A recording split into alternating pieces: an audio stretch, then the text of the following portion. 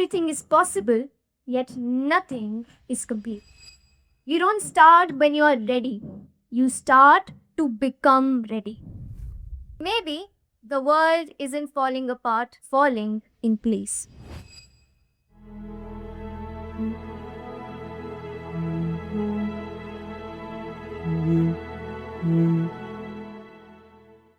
Welcome. Welcome to the age of almost. An age where we are trapped between what could be and what must be. An age where everybody is moving, yet nobody is arriving. We see the paradox of our age. Our world is half awake, almost numb. Our youth are half rebels, almost romantics. Our politics are half power, almost progressing. Our art and literature is half seen, almost felt. Our technology is half meaningful, almost real, and our nations navigate almost justice, almost freedom, almost democracy. And yet, amidst all of this, there's still hope. We are the generation that dares to hold contradictions in our palms and still dares to call it hope. We are the generation that is almost ready to change the world, almost ready to be more than almost. We are the generation that questions, that doubts, that learns, that relearns. We have stood tall through pandemics, wars, recessions, revolutions. We are not the lost generation, we are the learning one.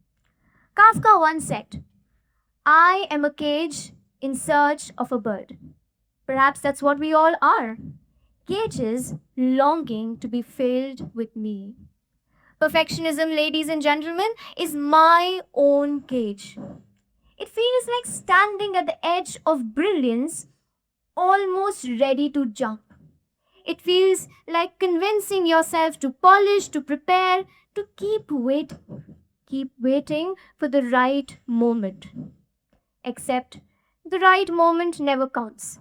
Because in this age, we are always almost ready. And while being almost ready, I've realized two things, two lessons. First, you don't start when you are ready, you start to become ready. And secondly, to fall asleep, you must pretend to be asleep. To be ready, you must pretend to be ready. Ladies and gentlemen, let's move on. Let's talk about my own fears.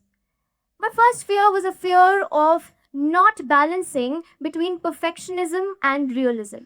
Because when I spend too long trying to make things perfect, I forget to make them real. And that's exactly where my second fear kicks in, the fear of regret and escaping my own reality. There are three versions of me. The first version lives in the past. She knows I regret the past, and so she whispers, you could have done more, you could have lived more, you could have loved more. And that, ladies and gentlemen, is the voice I fear the most. There's another version of me that lives in the present. She knows I'm too good at escaping reality, and so she again whispers that you can escape reality, but you cannot escape the consequences of escaping reality. And as expected, there's another version of me that lives in the future.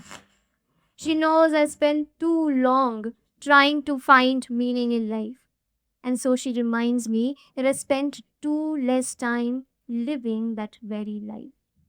That yet again leaves me with two realizations. If today you don't stick to something you care about, then tomorrow, ladies and gentlemen, you'll be stuck with something you don't care about. And secondly, there's beauty in almost. What I call the art of almost. Leonardo da Vinci once said, art is never finished, only abandoned. Perhaps that's what we all are. Da Vinci's of our own life, afraid to abandon what we can't perfect. Leonardo da Vinci kept returning to Mona Lisa for 16 years, trying to perfect layers that were almost invisible. And yet, centuries later, they're almost become our eternities. And now, when the age of almost feels very heavy, there comes the age of awareness. Awareness simply means knowing that almost is not failure. It's growth, change, and also rebuilding. Almost does not mean that humanity has given up. It means it's still alive, it's still fighting. Almost does not mean that the fire has given up, it's still alive. To be very honest, almost is not being at peace. It's the fear, it's the peace before the ache. When everything around you doesn't make sense, but you do.